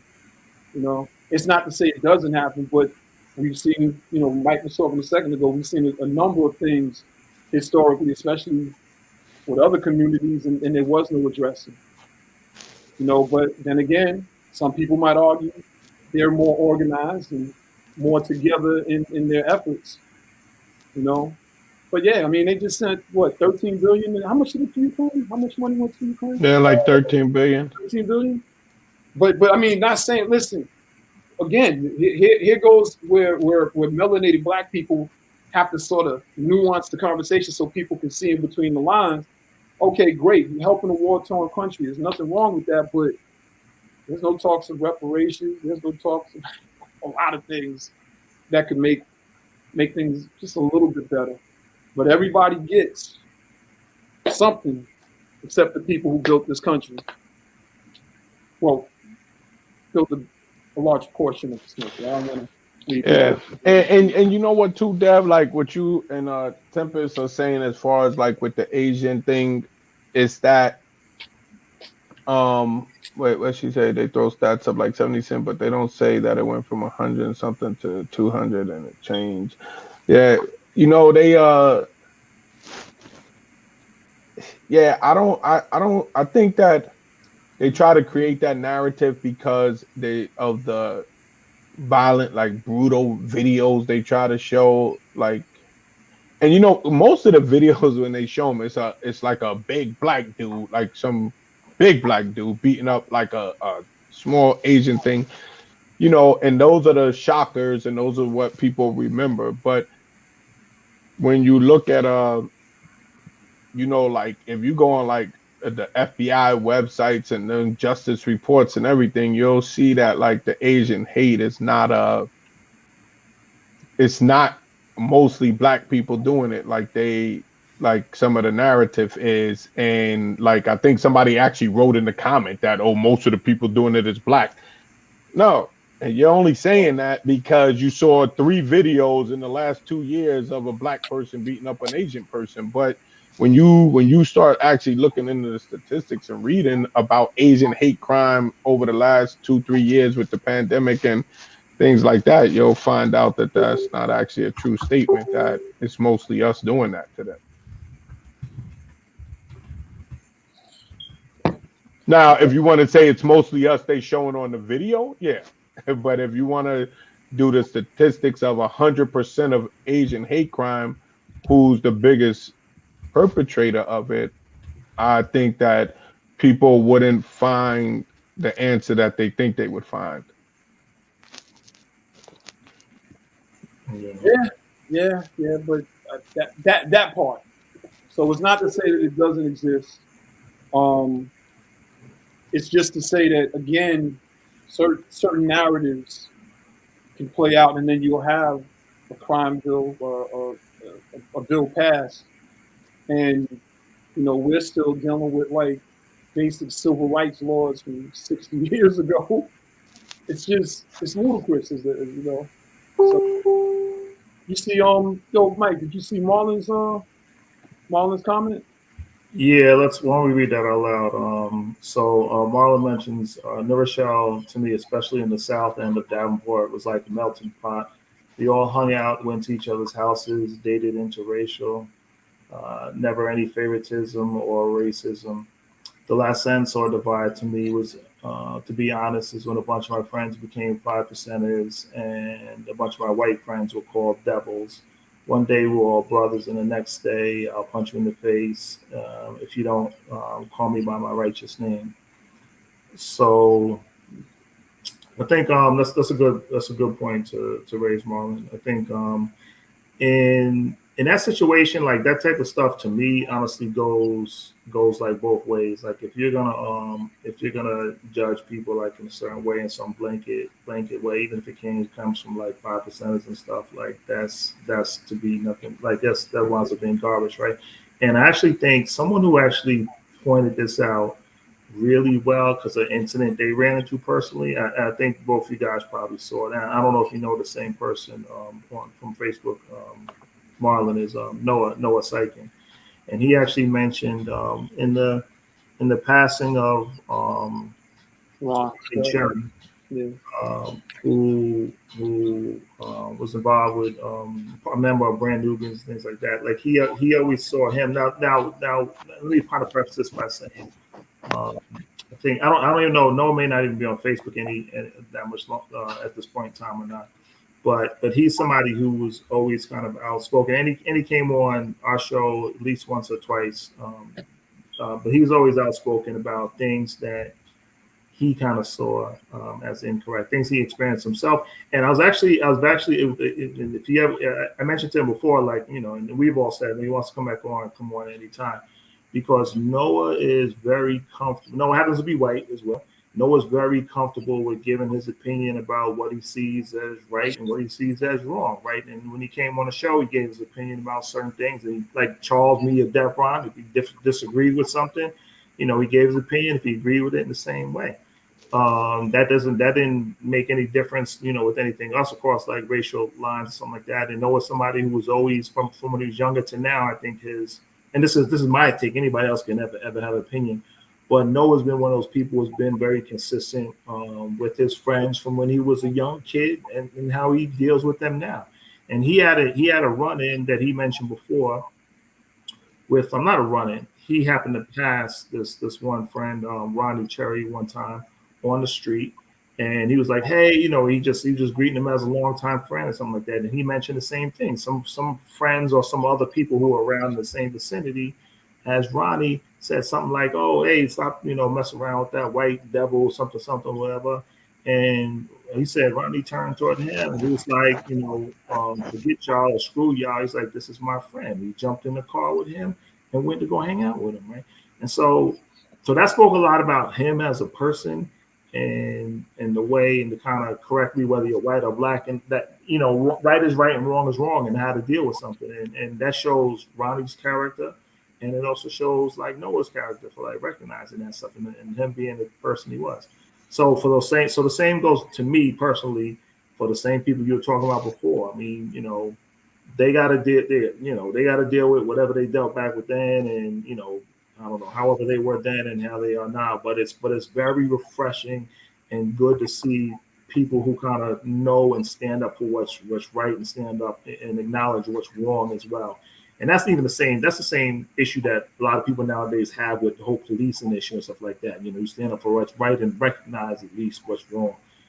So that's my little 2 cents. That's my 2 cents. That's it. I mean, I have a mixed feeling about it. Fire away.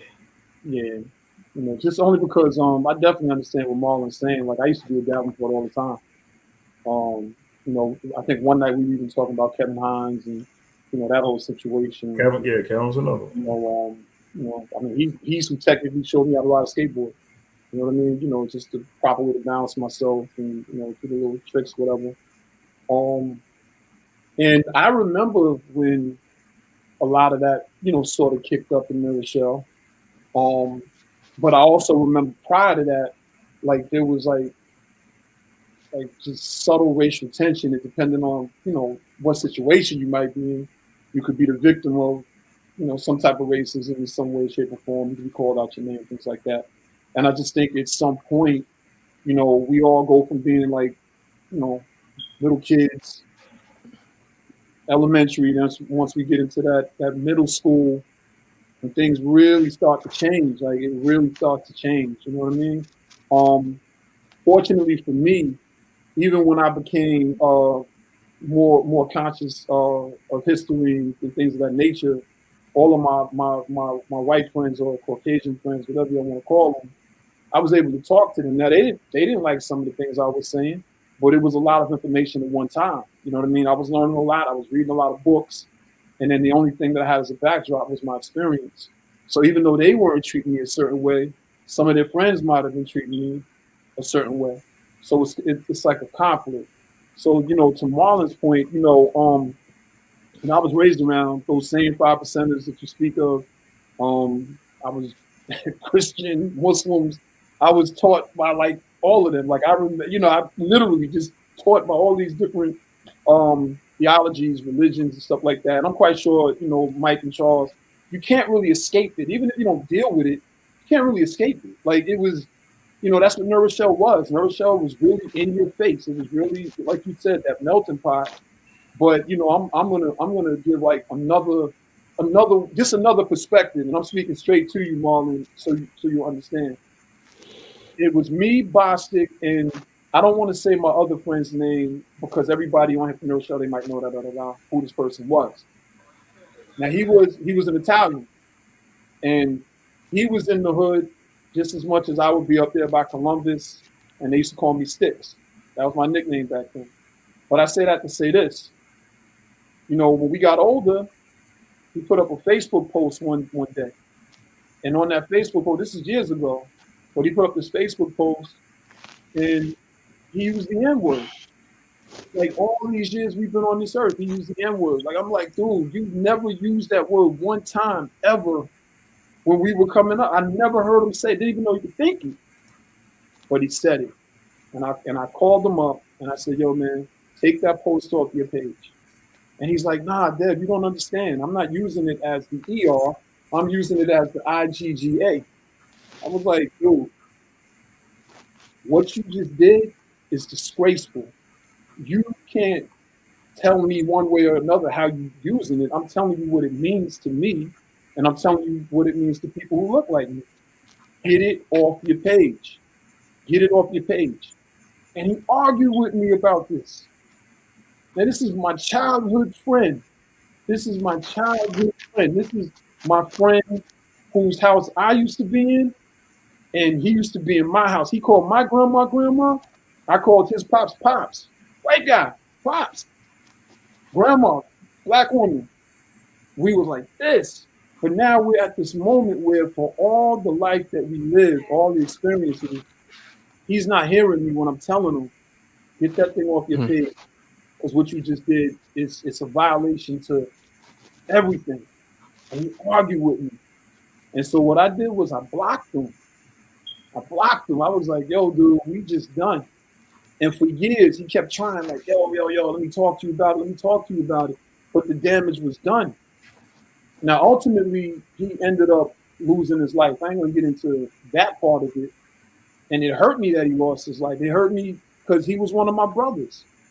He was literally one of my brothers. We were raised as brothers. He wasn't raised as black and white. And he even sent me a picture, you know, like a little black kid and a little white kid put their arms on each other. And he's pretty much was like, yo, this is who we are. Like, you know, I miss you, bro. But the damage was done. The damage was done. And if he would have just listened to me when I was telling him, nah, dude, this is not it. I can't say we would have repaired everything, but it wouldn't have been like it was when he died. And so for your post, Marlon, it's like racism keeps us sort of perpetually tripping. And so it makes us question everything for most of the people in my community. Because even when we're around people that might be white, Asian, or whatever, if they do something, and it could like to Mike's point earlier, let's just say hypothetically it was all 100% innocent. Dude just jumbled. He could be, let's just say he's married to a black woman and he might have some subtle racial tendencies or whatever, and he likes Mike. Like, yo, Mike could be my homie. But for us, it's magnified because we're always trying to figure out the maze of who's for us or against us. And then every day we go outside, we're constantly faced with the fact that, like, you know, either we're gonna love the skin we in, or we're gonna take other people's perceptions of us and hate ourselves. Me, I chose to love me. I chose to love black people. I chose to love all people. I don't have an issue. But if you racist, if you outwardly racist, and I got, you know, I'm sort of struggling between what that means. I got nothing for you. And honestly, I don't care if you on this earth. And it's nothing personal, because that's what my experiences have taught me. So you can't say I hate people and hate white people and all that other stuff. People be saying all kinds of dumb stuff and don't even know who my friends are. They don't even know who my friends are. You don't say, I don't post a lot. I don't post a lot with my friends. My friends are my friends. But it doesn't change my experience. It doesn't change the fact when I go outside the door, it's different for me. I'm quite sure for Mike, you know, it probably was different for him. That's why he wrote about what he wrote about earlier. Charles has spoken in the past about some of his experiences. And I'm just saying, like, you know, that racism thing, it keeps us perpetually like nuts. But for us, it's really deadly. It's like genuinely deadly. You can't point out a whole group of people right now in any state in the country where you got 500 or 600 black people running around trying to cut the throats of Asian people or white people. You can't. But I'll tell you something. I'm in North Carolina. There's places in North Carolina I have to be very careful about going to. But it's not the same for anybody else in any of the hoods basically out here. But we got to be careful in 2022.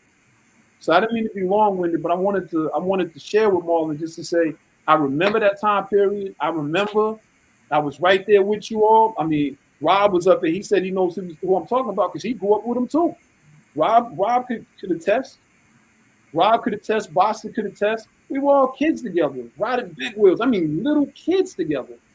You know, I remember one time, you know, we went by the dumpster and we found all the nudie books behind the dumpsters. And we, not Rob, but me and my brother, we was handing out the nudie books, you know, like, wow, this is Playboy. Whoa, you know, and then the old folks, put those books down. You know, we running away. And I mean, we had good memories, but this world shapes us differently.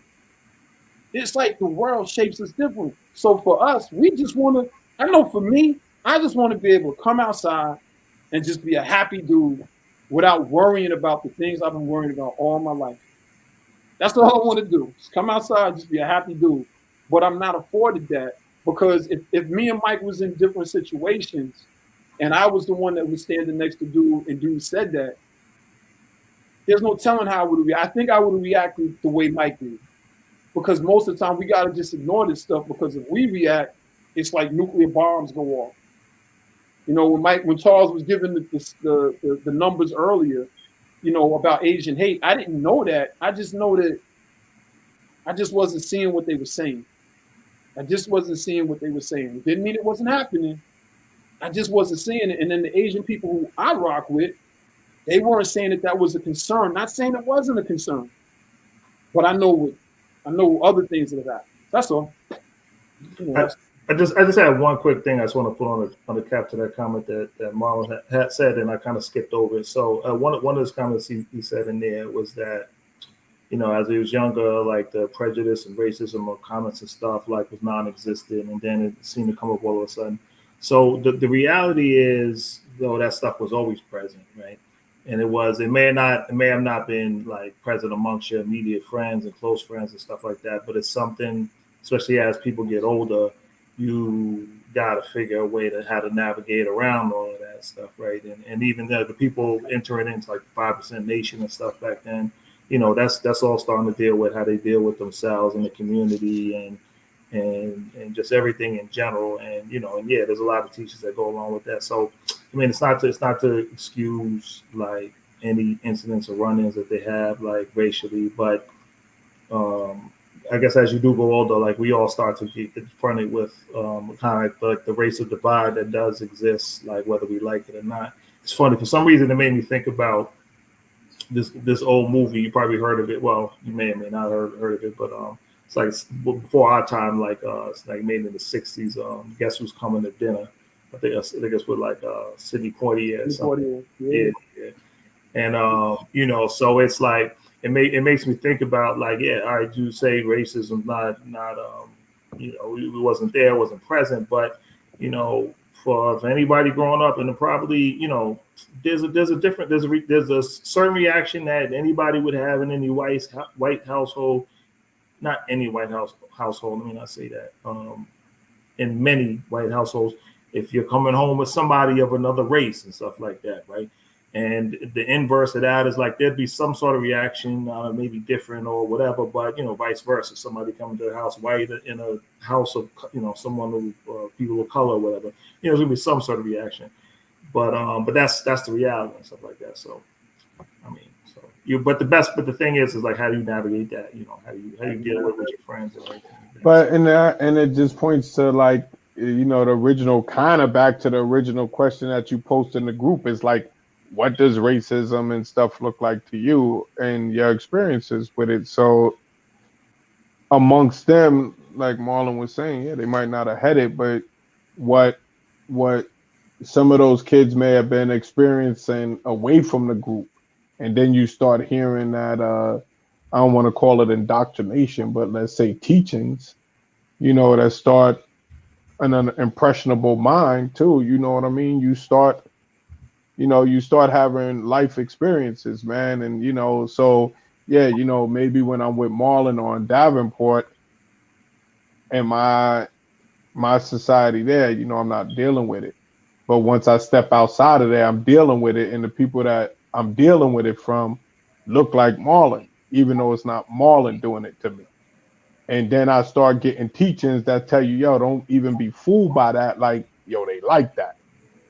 It starts creating a perspective that, you know, may or may not be 100% right or accurate, man. But you know, that's what happens in there. A lot of times, man. You know. Why don't we look at some of these comments that were put up? And see this one from Calvin. Oh boy. Uh-oh. No. The Red Bull wore off. I said no. The Red Bull wore off. I don't All right, drink so Red let's Bulls, see. Man, and I hope you don't either. Made a comment says. Do you drink Red Bulls? No. Don't drink them joints, man. Yo, my body doesn't handle caffeine well, man. I found that out recently in the last couple of years, man. You know, so it crashes. That's what it does. I could drink coffee and stuff regular, but then if I stop, like if I drink for a week and I stop, I'm asleep for like hours. Like I'm just, it makes me crash. Like I didn't even realize that because I never used to drink coffee like that. All right, quick comments here. Calvin mentions it's in their hearts. We don't throw it like they do. They bite the tongues while they. I'm fumbling this, reading this. Why don't somebody else read this? Right, it's my fault though. Somebody else read this. It's in their hearts. We don't throw it like they do. They bite their tongues while they are. It should be around you, probably not sound you. But trust me, as soon as you weren't within hearing range, the N word rolled.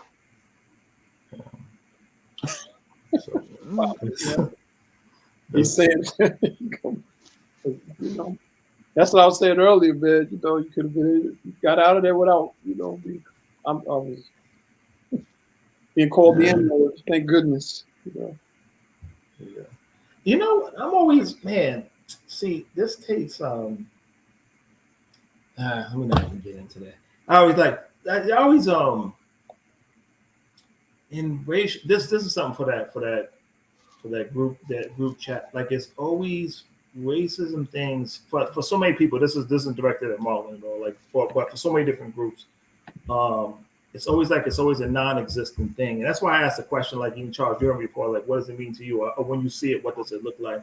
So some people who never acknowledge it and this, I'm like, well then, like you know, like I don't know, there's a whole segment of the population be like this never happens, there's never any police brutality, there's never any this and this and that. So it's like I don't know. It's made everybody. I don't know. They see things from their own lenses and stuff like that. So I don't. Let me not stay on that topic at all. Where we at? We got any other comments here, or how we on topics? Yeah, we chilling. I type of send love Tito for me. What? Oh, I guess that's a joke on. Send my love. Which one? Send my love to Tito. Yeah, send my love to Tito for me.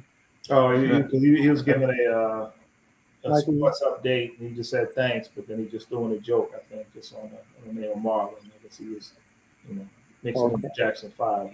Yeah, that's what I was thinking. Oh, Michael, pass me some tissue. I get it. Yo.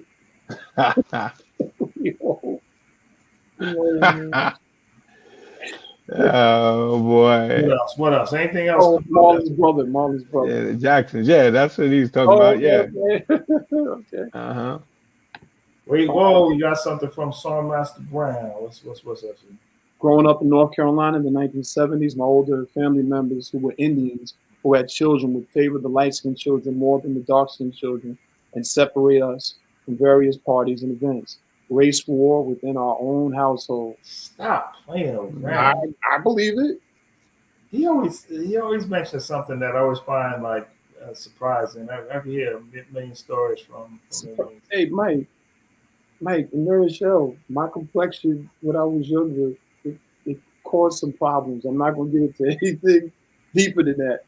But being a dark-skinned brother, a dark-skinned kid, young. It wasn't, and that was amongst people that were close. And certain family members, they could, it goes on. It happens. I mean, let's look at it this way: colonization. No, his name is actually Matt, not Marlon. Oh, okay. Yeah, this bad. Yeah, he's Colonization. It's messed us up, man, and you know, colorism, as they put. We still go through that. We still got people that they got issues with. Oh, in our community, definitely. Yeah, And within our own community, 100%. yeah. You know, so, I mean, and that's a whole nother topic too, with black women, the light skin, the dark skin, the skin complexion, how that it was growing up, and that maybe some of the I females said can it talk earlier about it. when we was talking. I was like, I bet if somebody with my complexion probably would have been a little bit different. And that wasn't a dig on anything with us. That's just sometimes, your complexion can really. It's sad, man. It's sad. So, did you think he thought Mike was black or white? trying to make jokes. See, I was just about to tell a childhood story. Now I even feel like sharing it, man. No, man. 30 minutes ago. No, he knew Mike was black. Ain't no way around it. He knew I know. Mike don't look white. No, Mike not don't at look all. white. Yeah, And not at all. Mike ain't trying to pass, and like he's not doing that. But Mike don't look like he white. Yeah, Mike don't even look mixed. He just look like he like complexion. Yeah, brother. But I mean, but even that all depends upon what community and what people used to seeing, right? If you go into a Dominican or Spanish community, people will be like, "Oh, you look just like the typical, Dominican Spanish person we used to seeing." So is that stereotyping? I don't know. Yeah, we all got them. Yeah. Oh, so one thing I meant to say, a dope book. This is on related to the same topic. I don't know if y'all are fans of Trevor Noah. He's the same guy who hosts the Daily Show, and he's a comedian from South Africa. Trevor Noah. He wrote a dope book called Born a Crime, and I read it a while back. It's like few books like I don't say few books. Matt, I'm saying Marlon Matt. Well, good night. He's taking off. I know he said he works like at night or something like that before, but take it easy. Good chat with you. Born a Crime is a dope book. If anybody interested in it, it's very interesting because he goes into he was born in South Africa and he's only 30 something years old. He's probably not even barely. Oh, he may be 40 by now, late 30s, 40 or whatever. But he was born in South Africa, and he was his mother was South African. His father was from somewhere different. I don't want to say like Sweden or Norway or something like that. So he is a light skin complected black, and he was so his whole story is like back in South Africa when he was born, like interracial relationships and stuff like that, or the children byproducts of it was essentially a crime. So that was like the book, the name of his book, Born a Crime.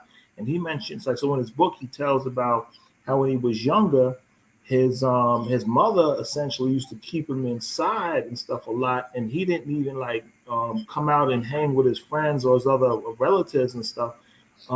Because like they would always say, like they would take you if they saw you with me. So she she kept him hidden. So he spent a lot of his years just indoors. And this is crazy. This is somebody who's 30, 40, 35, 40 years old kind of thing.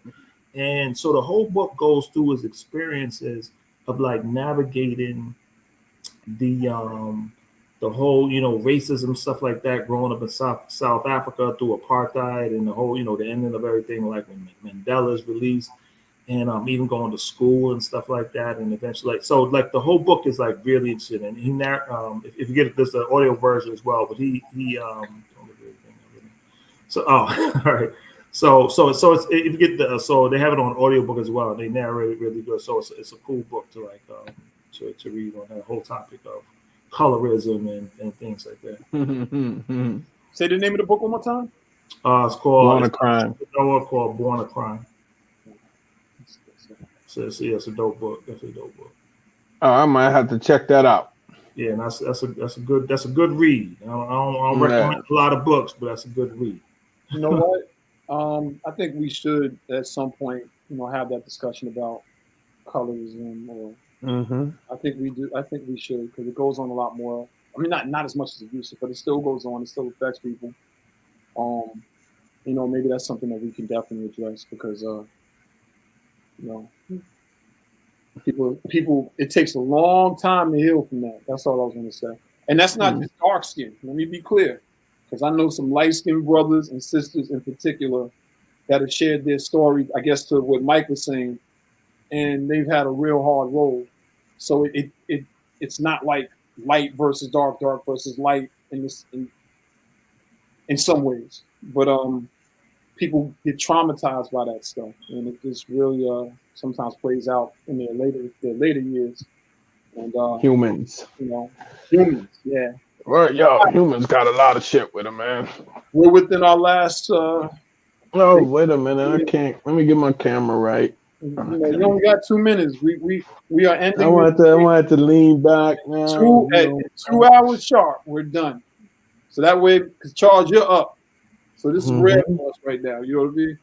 And we had this extended chat tonight, man. No, because I already know what's gonna happen. Because Charles, when he's up like this, when we end the broadcast, that's when the real show begins. We told you before. I didn't eat anything. I got to eat. I'm gonna be out early. I'm gonna let y'all know. Yeah, I'm gonna be out early too, because I got some things I want to do, man, before I go to sleep. I gotta get up in the morning, man. I'm on my 7 to 3s right now, so I gotta be to work at 7 tomorrow morning. So I don't got the luxury of sleeping later.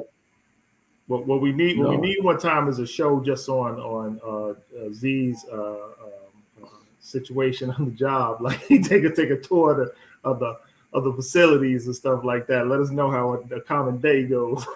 Yeah. No. Yeah, no, you know what? It is you know what I would say? It's just interesting in the fact that because most people never think about it. Yeah.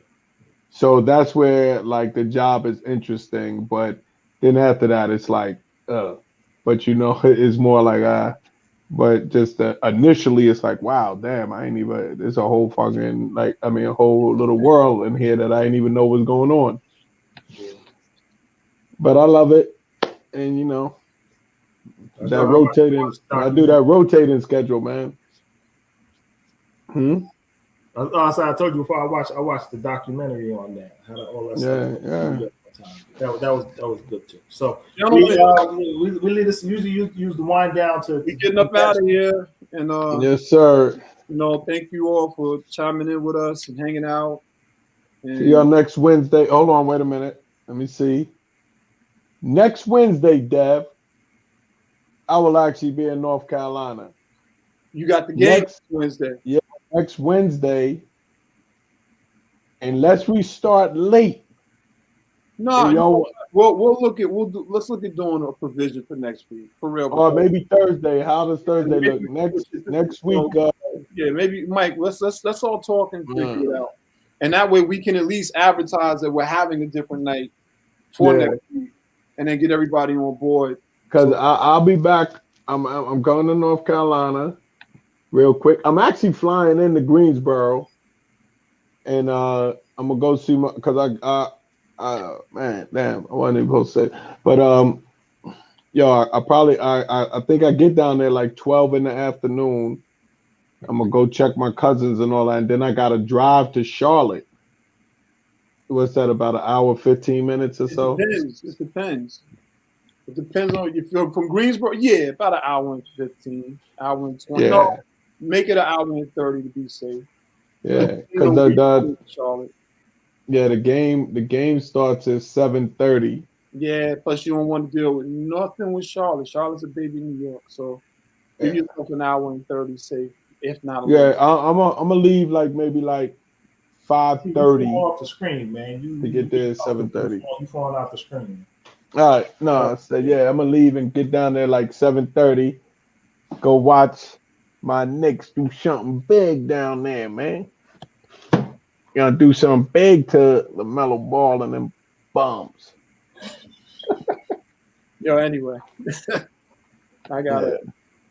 Thanks for chiming in, Calvin, to Tempest. Yes. Steven, definitely, he probably chimed off already. Everybody else who was on. Matt, Dre, Rob, John. Regine, G Rocky was up there. We hadn't seen him in a minute. Welcome back. Jay Sutton, Christy, Kwame, James, Tips Brown. We had quite a few people. And, we always say it, but I'm going to say it again. Just, John Champion, you guys are the other hosts, and you guys chime in. Good-looking individual. I'll say it like that. I don't want to say Steven again. Alla was on here. Yeah.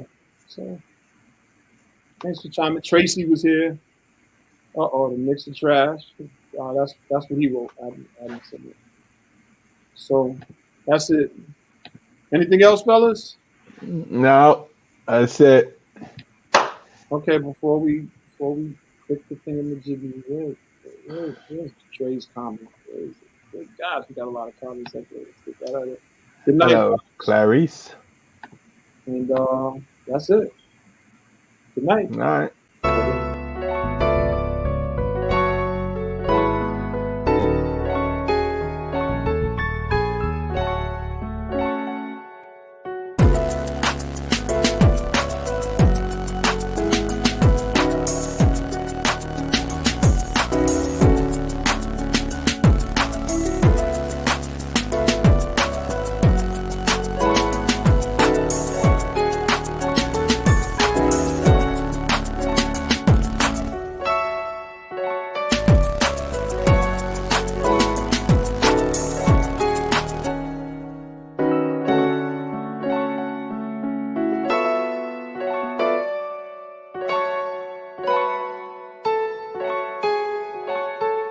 you.